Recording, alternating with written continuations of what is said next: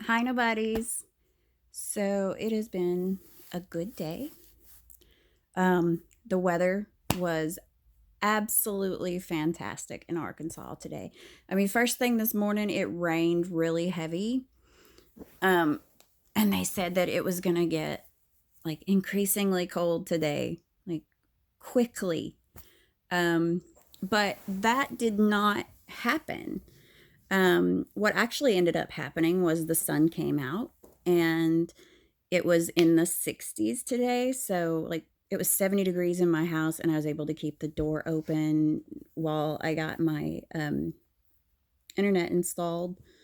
Um, it was kind of funny because the internet guy, he knew what services my aunt gets right next door, and so he's a subcontractor for Viastat or Viasat. Sorry. Um, and he was floored that AT&T, who does all of my aunt's stuff, that AT&T doesn't offer internet out here, like even like no DSL, no uh fiber optic and whatever else thing they were talking about on the phone. So at any rate, the internet is like super expensive because it's satellite internet because nobody, it's like really in this day and age, well, locked into like a 2-year contract. Um, in February, I'll be going back to Ohio for a visit. I'm looking forward to that. Um, I should have my place fixed up by then. I'm actually liking it here. Of course, I've been told, that I might not want to walk outside after dark unless I got my boots on because if it's been a nice day, there'll be copperheads. My aunt says that the area is lousy with them and turtles. That's how we got to talking about copperheads. Was she's got this big tree, and she's like, "Well, I need to rake the leaves from underneath it." And then she's like, "But if I don't, all these baby turtles will come out, all these little terrapins, um, because they like to lay their eggs in the rotting leaves." And I said, "Well, that brings out snakes too, doesn't it?" And then she was like, "Yeah, we get copperheads like crazy." And she told me a story about my mom. I did not know my mom was afraid of snakes. Um, I'm guessing that's why she freaked out when I handed her one time. Well, when I had it in my hand, I had like a king snake in my hand or something. I don't know. I was little and I had caught it. And I remember doing this because the snake had bit me. So I was showing mom this big black snake, and she knew I had been at the creek. And I was like, "See snake? See snake bite?" You know. Um, and she like lost her shit. um, but I didn't know that she was really afraid of snakes. I mean, I didn't know that she was any different from anybody else. But my aunt said that when mom was in the backyard, she had been confronted by a rattlesnake, and the snake was like striking at her, and she was not moving. She was petrified. And I was like, wow. So, what else? Oh, yeah. When I decided that I'm going to go visit Ohio, I was like, okay, well, what's it going to cost me to rent a car? I'm not renting a Tahoe or anything like that. Um, I can't figure out Enterprise really because, like, it'll say so much per day. So like, okay, I'm renting it for a day, and it's supposed to be like $86 for a day. And then when you look at taxes and fees, it says 490 something dollars. I'm like, what the fuck, Enterprise? You know, I don't know if it's just some kind of glitch that they've got right now, but I was able to find a pretty cheap way to get there. But I decided, well, my aunt had mentioned like going by bus or whatever, and I was like, time Doesn't really matter, you know. And I've been on buses before because my dad worked for Central Arkansas Transit for like 30 years. And me and my mom, when we would go to Little Rock occasionally, we'd ride buses. And so, but I've never been like on a Greyhound bus or gone anywhere on the bus. So I look, okay, now bear in mind the car for one day and travel, and then of course you got to pay for gas. But the car is like $120 with tax and everything. And the Greyhound bus, one way, is $137. And I was like, shit. Fuck that. If that was round trip, that would be a deal. And I would take that. I would say, okay, I can do that. But no, it's one way. So then I was like, I wonder how much Amtrak would cost. Amtrak is about the same as the Greyhound bus. It's a little bit higher, but not, you know, like I was thinking like Amtrak would be like $500, you know, but no, it's not. Now, flying, on the other hand, if I scheduled myself to leave on the 3rd and come back on the 15th, like catch a flight on the 15th, it was like $260 for the round trip. And I'm so tempted to do that. But on the other hand, I'm like, I've never flown. I'm scared of heights. I have anxiety issues.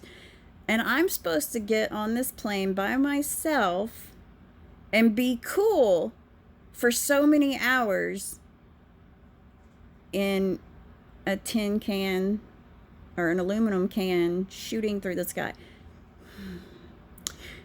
My first flight should not be by myself. I don't want to have a flip out.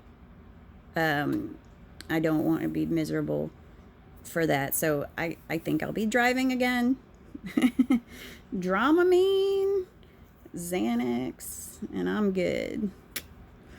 I think the Dramamine helps out a lot. Well, Dramamine,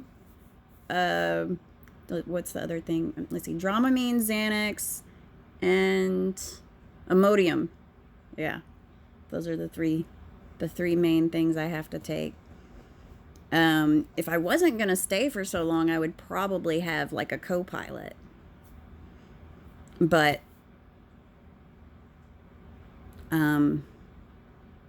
I don't have anybody to co-pilot, and you know, wouldn't really want them having to figure out what to do while we're out there, you know, for so long.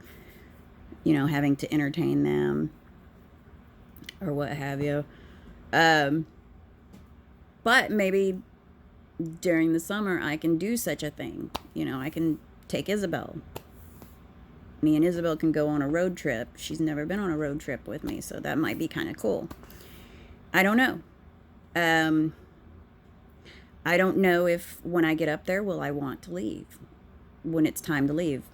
But I can say that I have to pack my things. And I am only taking with me like specific things. So I have to come back. Now, whether, you know, when that happens, I don't know. I mean, I'll just have to, I can't, I have to keep myself from being like, you know, I said it before in another video, hope is a bitch. I mean, hope can be good. Hope is great if things are just shit. If you can hold on to the hope that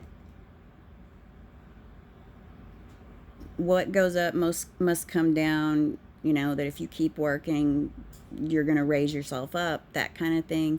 If you can keep that hope alive, that kind of hope is great.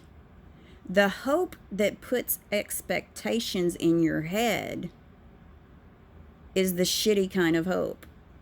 You know, I don't like that hope.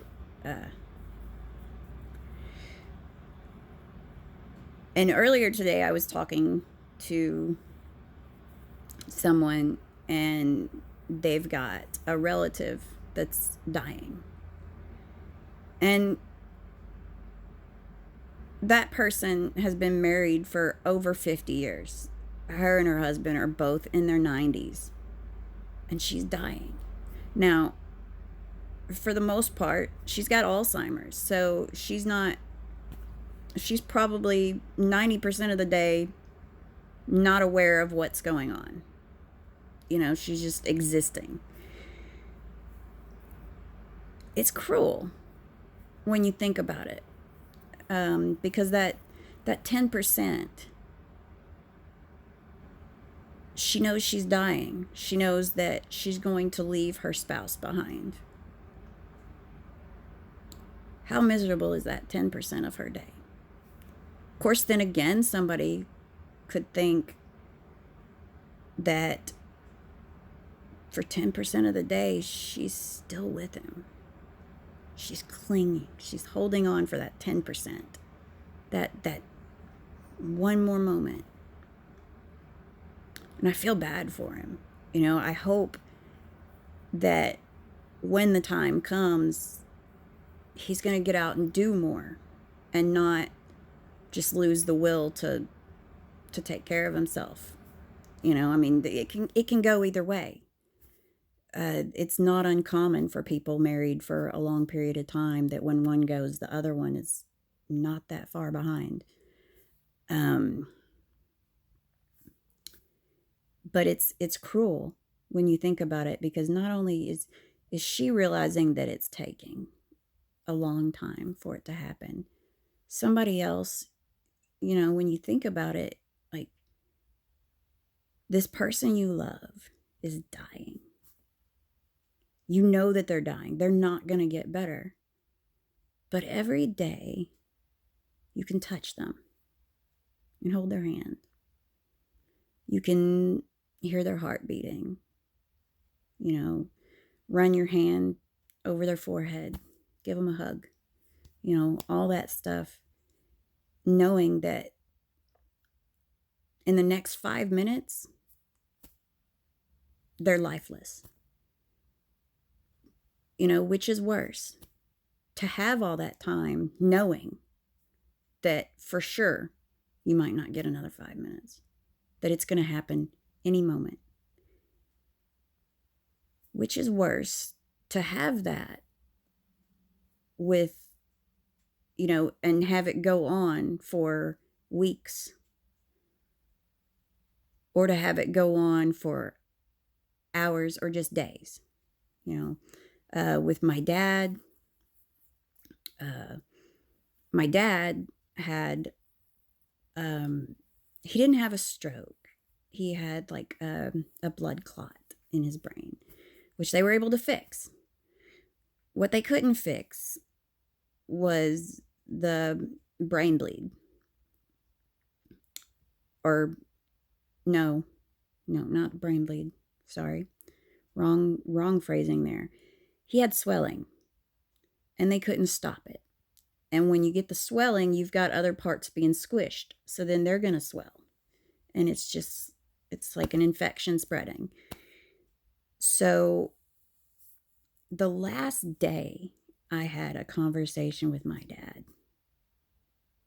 just like every other time, we were like, hey, you know, he's going to pull through. He's going to be good, because he's telling us that he's going to learn how to weld.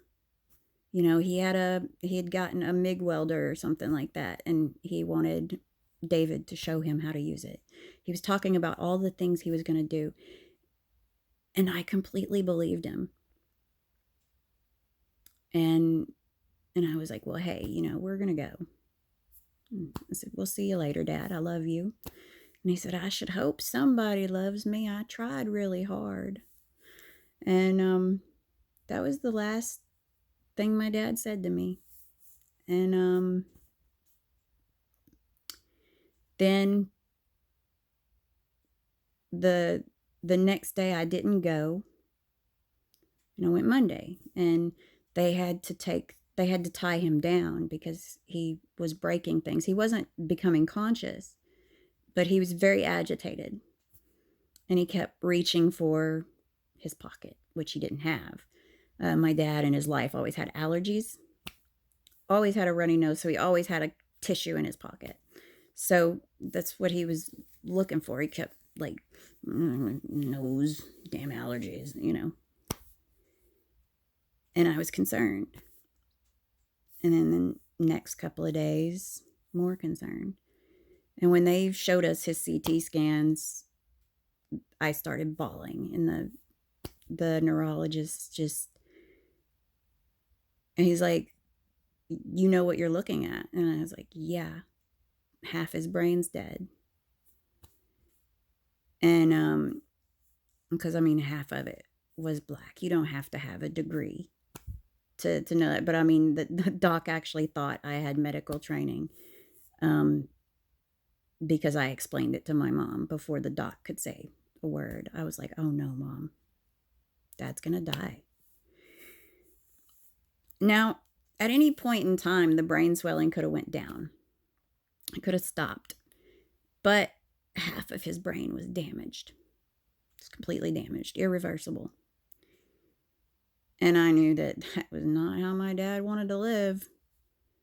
He could have lived with losing the use of his legs, or one leg, one arm. My dad was a fighter.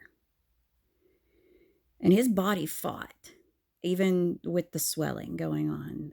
We basically were waiting for his brain to swell up so much that it would cut off his brainstem. That's basically what we waited for. And it's cruel, because every day when the phone rings, you're thinking they're going to tell me he died in the night. He's dead. Mom went a lot quicker. I had just left her to visit. And of course, she was kind of in a sleep anyway, but she looked really bad. My dad looked peaceful after a certain time, because he was still fat. Still just kind of wan looking. But my mom, she looked twisted. She had withered to bone. And I didn't really notice it until my dad died, that she had withered so much. And when she died, she had lost so much weight, and she had withered so much that she couldn't even wear her false teeth. So she was just, it's tough. It's tough to watch somebody die. I would much rather things go quickly. And if it were me, I would give somebody the power. I would say, if it were legal, I would say, hey, if I get in this state, like if I've got Alzheimer's and I'm just like hanging on, Kevorkian my ass, okay? Please don't drag out the suffering of when is it going to happen? When? And dreading every time the phone rings. And like, I have 2 crochet projects that I can't finish. One was a blanket I was going to make for my dad. When he went in the hospital, I started a new blanket.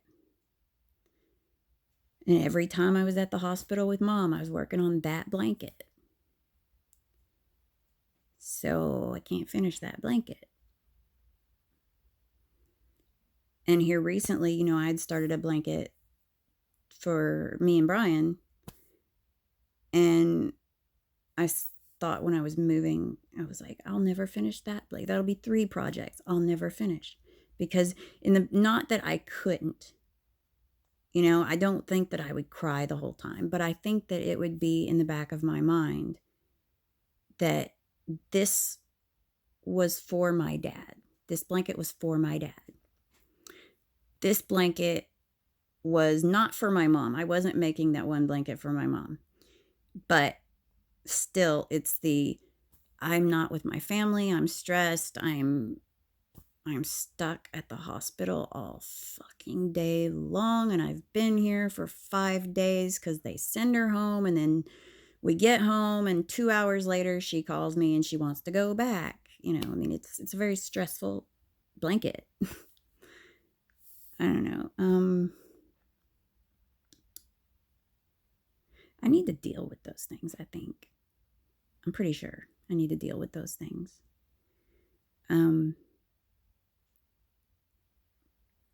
But I don't know what I need to deal with. You know, like, I know my dad's dead. Anytime I hear his voice, I won't watch the video of Gavin very often when he was in the car with his sister because I can hear my dad on camera. And I never pointed the camera at him. I don't cry when I hear my mom's voice in videos. I cringe. I get filled with maybe not hatred, but something close to it. But no, hearing my dad's voice always breaks me. Thinking, you know, would he be proud of me? Or what would he think about this or this or this? You know, those things, you know, I miss my dad.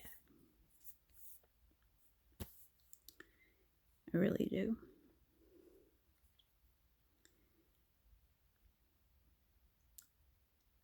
I think he would be happy. I mean, I wrote a letter to him a while back.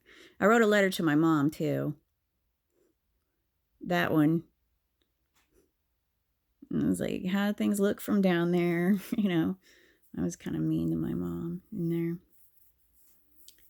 And I cried when I was writing the letter to my dad. I bawled my eyes out.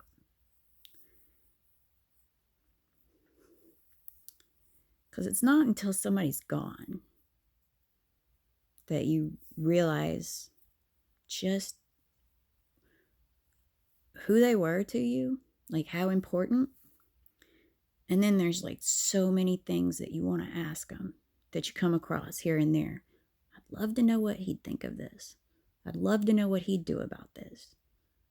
You know, I don't think such things about my mom. I think I heard every story she had to tell. You know, I don't miss her voice at all.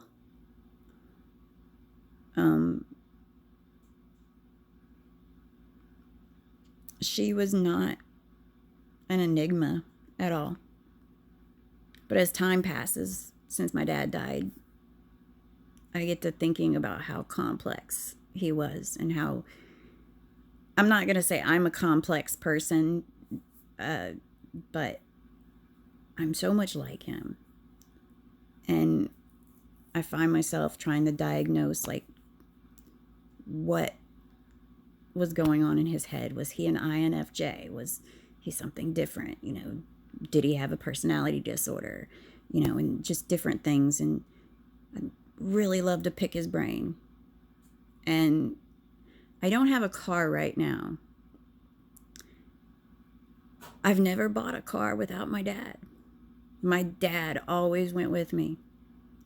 Start up the car. That's all he needed. He'd say, not this one. Transmission. Dad would not fuck with a transmission unless he absolutely had to. But I mean, you'd turn on a car, starter's about to go out. This is about to happen. I mean, he was just aces at it. And I don't know that I'll ever be able to trust picking out a used car without my dad. You know, I better go because I'm going to keep babbling on and on about it. I miss him.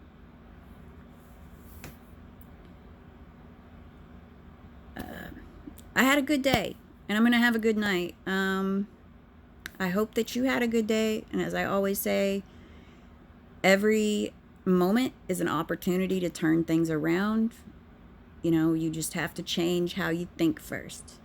You know, try to see things from another point of view, because your point of view is not the only point of view. Your truth is not the only truth. Facts are facts. um, so I'm going to go now. Bye. Have a good night.